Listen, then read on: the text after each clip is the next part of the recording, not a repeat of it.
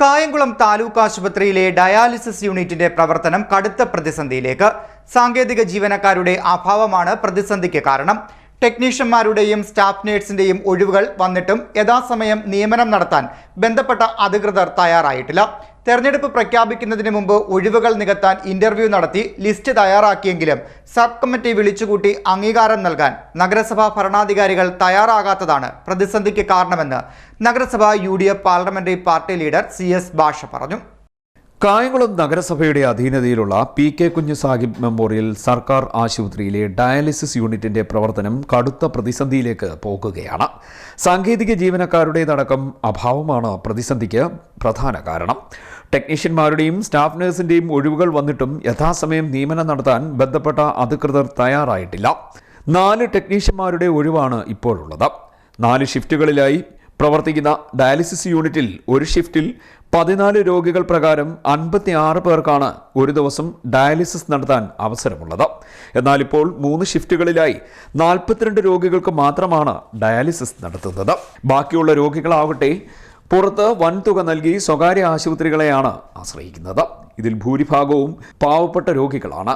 തെരഞ്ഞെടുപ്പ് പ്രഖ്യാപിക്കുന്നതിന് മുമ്പ് ഒഴിവുകൾ നികത്താൻ ഇന്റർവ്യൂ നടത്തി ലിസ്റ്റ് തയ്യാറാക്കിയെങ്കിലും സബ് കമ്മിറ്റി വിളിച്ചുകൂട്ടി അംഗീകാരം നൽകാൻ ആശുപത്രിയുടെ ചുമതലയുള്ള നഗരസഭാ ഭരണാധികാരികൾ തയ്യാറാകാത്തതാണ് ഈ പ്രതിസന്ധിക്ക് കാരണമെന്ന് നഗരസഭ UDF parliamentary party leader CS ഭാഷ പറഞ്ഞു. കഴിഞ്ഞ കുറേ നാളുകളായി നഗരസഭാ ചെയർപേഴ്സണും ആശുപത്രി സൂപ്രണ്ടും തമ്മിലുള്ള അഭിപ്രായ വ്യത്യാസമാണ് പ്രതിസന്ധി രൂക്ഷമാക്കുന്ന സാഹചര്യം സൃഷ്ടിച്ചതെന്നും ഭാഷ ആരോപിച്ചു. ഡയാലിസിസ് രോഗികളുടെ ഡയാലിസിസ് ഇന്ന് വളരെ ബുദ്ധിമുട്ടിലായിരിക്കുകയാണ്.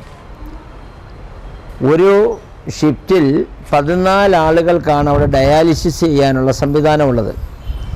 അങ്ങനെ 4 ഷിഫ്റ്റിലായിട്ട് 56 ആളുകൾക്ക് ഒരു ദിവസം ഡയാലിസിസ് ചെയ്തുകൊണ്ടിരിക്കുകയായിരുന്നു. നഗരസഭ ഇതിനു വേണ്ടി ലക്ഷക്കണക്കിന് രൂപയാണ് മരുന്നിനും മറ്റ് സംവിധാനങ്ങൾക്കും വേണ്ടി നഗരസഭയിൽ നിന്നാണ് കൊടുത്തിട്ടുള്ളത്.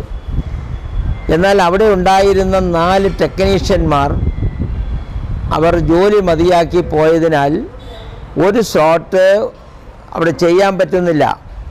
അതുകൊണ്ട് 14 ആളുകൾക്ക് അവിടെ ഡയാലിസിസിന് വിധേയരാകാൻ കഴിയുന്നില്ല. ഒരുപാട് ആളുകൾ ക്യൂവിൽ നിൽക്കുകയാണ്. തെരഞ്ഞെടുപ്പ് പ്രഖ്യാപിക്കുന്നതിന് മുൻപ് വളരെ മുൻപ് തന്നെ ഇൻ്റർവ്യൂ നടത്തി ആളുകളെ എടുക്കാൻ തീരുമാനിച്ച് ഇൻ്റർവ്യൂ നടത്തിയെങ്കിൽ ചെയർപേഴ്സണും ഗവൺമെൻറ് ആശുപത്രിയിലെ സൂപ്രണ്ടും തമ്മിലുള്ള ശീത സമരം കാരണം ആ ലിസ്റ്റ് ഇന്നും പ്രകാശം കാണാതെ നിൽക്കുകയാണ്. അവിടെ ഒരു സബ് കമ്മിറ്റിയുണ്ട്. ആ സബ് കമ്മിറ്റി വിളിച്ചുകൂട്ടി ആ സബ് കമ്മിറ്റിയുടെ നിർദ്ദേശാനുസരണം 4 ആളുകളെ എടുക്കുന്നതിനുള്ള ബുദ്ധിമുട്ട് എന്താണെന്ന് ചെയർപേഴ്സൺ വിശദീകരിക്കണം. ഇപ്പോൾ അവിടെ 3 സ്ലോട്ട് മാത്രമാണ് ഡയാലിസിസ് നടക്കുന്നത്. അപ്പോൾ അങ്ങനെ വരുമ്പോൾ ഒരുപാട് ആളുകൾക്ക് പുറത്തു പോയി ഡയാലിസിസ് ചെയ്യേണ്ട ഗതികേടിലേക്കാണ് വരുന്നത്. ഒരു ദിവസം ഡയാലിസിസ് പുറത്ത് ചെയ്യണമെങ്കിൽ മിനിമം 4000 രൂപയ്ക്ക് അടുത്ത് ചിലവ് വരും. ഒരാഴ്ചയിൽ 2 ഡയാലിസിസ് വീതമാണ് ഒരാളിന് ചെയ്യുക. ഇത് പ്രൈവറ്റ് ആശുപത്രി ചെയ്യുമ്പോൾ ഒരു ആഴ്ചയിൽ ചെയ്യുന്നതിന് 8000 രൂപ ചിലവ് വരുന്നു. ഒരു മാസം ചെയ്യുമ്പോൾ 32,000 രൂപയുടെ ഭാരിച്ച ചിലവാണുണ്ടാകുന്നത്.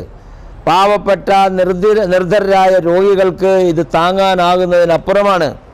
പല ആളുകളും ജീവനോട് മല്ലടിക്കുകയാണ്.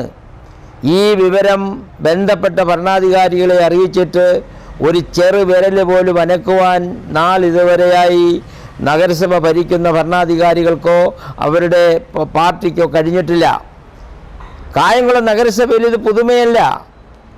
പോസ്റ്റ്മോർട്ടം ചെയ്ത രോഗികളുടെ ബോഡി വൃത്തിയാക്കുന്നതിനാവശ്യമായ വെള്ളം പമ്പ് ചെയ്യുന്ന മോട്ടോർ കേടായപ്പോൾ ആ മോട്ടറിന് പകരം മറ്റൊരു മോട്ടോർ വാങ്ങിക്കാൻ ഏതാണ്ട് 2 ആഴ്ചക്കാലം ഇവരുടെ ശീത സമരം കാരണം നടന്നില്ല. അവസാനം ആംബുലൻസിൻ്റെ ഡ്രൈവർമാരും പോസ്റ്റ്മോർട്ടത്തിന് വിധേയമായ ആളുകളുടെ ബന്ധുക്കളും കൂടി വെള്ളം ബക്കറ്റിൽ കോരി കൊണ്ടുവന്നാണ് ഇത് ചെയ്തത്. അപ്പോൾ ഇങ്ങനെയുള്ള ഒട്ടനവധി മോശത്തരങ്ങളാണ് കായംകുളം നഗരസഭാ പരിധിയിലുള്ള ഗവൺമെൻറ് ആശുപത്രിയിൽ നടക്കുന്നത്.